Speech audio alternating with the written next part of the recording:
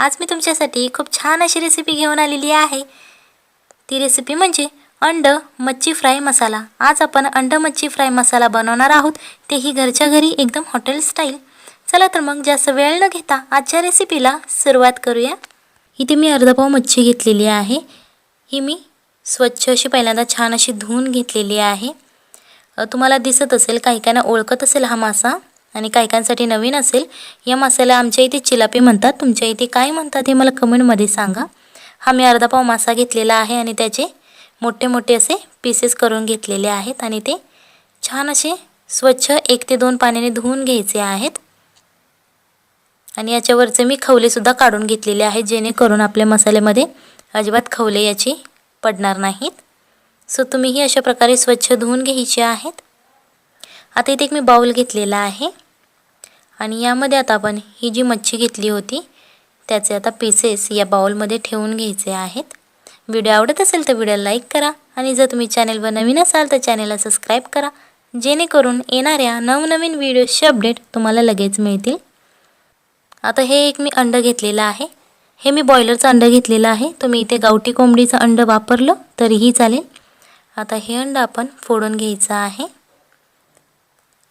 ही recipe करायला खूप सोपी आहे, झटपट होणारी आहे आणि ही एक इंटरेस्टिंग रेसिपी आहे। सो व्हिडिओ शेवटपर्यंत बघा, कारण हा एक मच्छीचा नवीन प्रकार आहे आणि याची चव खूप छान लागते आणि ही डिश आपल्याला हॉटेलमध्ये मिळते, अंड मच्छी फ्राय किंवा अंड मच्छी मसाला।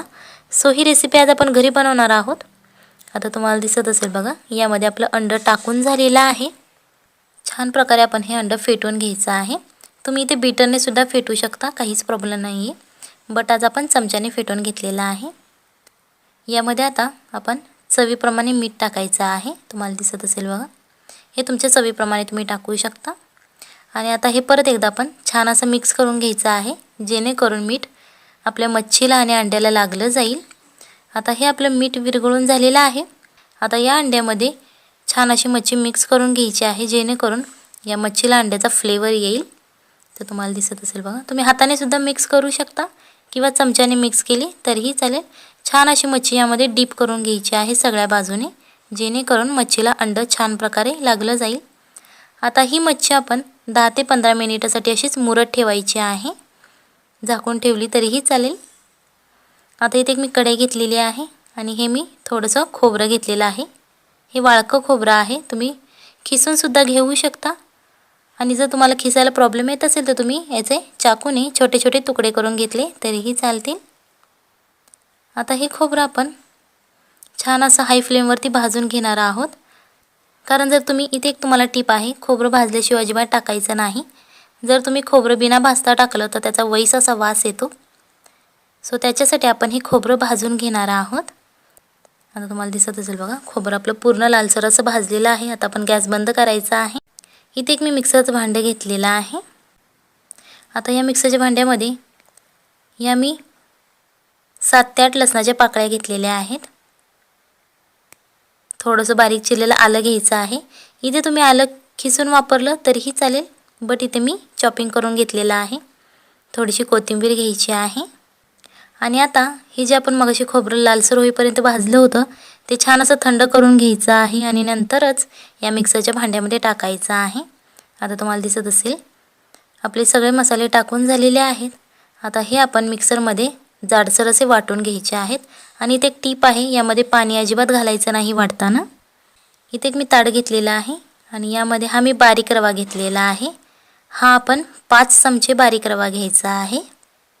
जर तुमच्याकडे जाड रवा असेल तर तुम्ही तो मिक्सरमध्ये बारीक करून घेतला तरीही चालेल। आणि इथे एक तुम्हाला टीप आहे, हा रवा अजिबात भाजलेला घ्यायचा नाही आहे, कच्चाच रवा मी घेतलेला आहे। तुम्हाला दिसत असेल बघा, एकदम पांढरा शुभ्र असा रवा आहे। 1 चमचा आपली लाल तिखट घ्यायची आहे, जे आपण घरात नेहमी खातो ते लाल तिखट घेतलं तरीही चालेल। चवीप्रमाणे मीठ घ्यायचं आहे।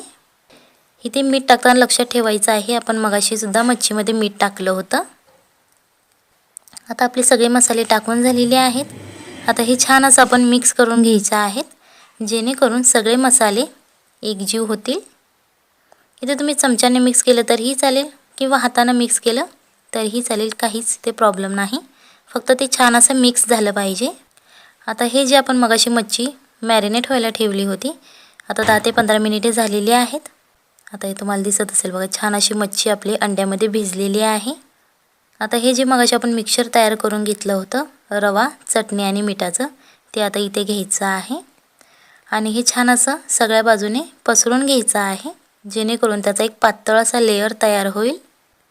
आता हे जे मगाचं आपण मिक्सचर घेतलं होतं, जे आपण मच्छी अंड्यामध्ये भिजत ठेवली होती, ते आता या रव्यामध्ये हे मिक्सचर ओतायचं आहे. छान असं तुम्हाला दिसत असेल बघा, खूप छान असा याचा टेक्स्चर आलेला आहे. अशाच प्रकारे आता हे आपले सगळे मसाले यामध्ये टाकून झालेले आहेत. आता हे सगळं आपण एकजीव करून घ्यायचं आहे, म्हणजे छान असं मिक्स करून घ्यायचं आहे. आता हा सगळा रवा आपल्याला एकदम ओलसर असा भिजवायचा आहे.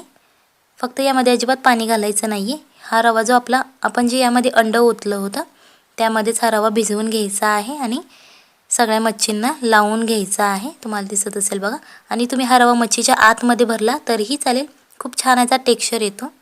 तुम्हाला दिसत असेल बघा, अशा प्रकारे आपली सगळे मसाले या मच्छीला छान असे लावून घ्यायचे आहेत. आता इथे मी कढई घेतलेली आहे. छान अशी पहिल्यांदा कढई गरम करून घ्यायची आहे आणि नंतर यामध्ये 2 चमचे तेल घ्यायचं आहे. आता हा जो मी मसाला घेतलेला आहे, तो आपण मगाशी करून घेतला होता. खोबरं, कोथिंबीर, आलं आणि लसणाचा जो आपण जाडसर वाटलेला मसाला आहे, तो आता यामध्ये घातलेला आहे आपण. तुम्हाला दिसत असेल बघा, मी जाडसर असाच वाटलेला आहे. अजिबात पाणी घालायचं नाही आहे तो मसाला वाटताना. आता हा मसाला आपण लालसर होईपर्यंत फ्राय करून घेणार आहोत तेलामध्ये, म्हणजेच मसाल्याला जोपर्यंत तेल सुटत नाही तोपर्यंत तो भाजून घ्यायचा आहे. जास्तही लाल करायचा नाही, नाहीतर त्याची चव निघून जाईल.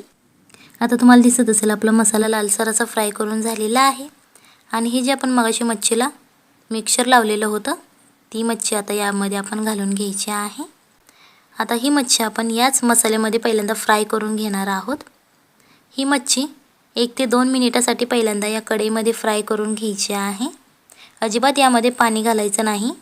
तेलातच छान अशी ती फ्राय होऊन द्यायची आहे, जेणेकरून मच्छीला आपल्या एकदम छान अशी चव येईल. आता तुम्हाला दिसत असेल बघा, खूप छान असा आपला मच्छीचा मसाला तयार झालेला आहे.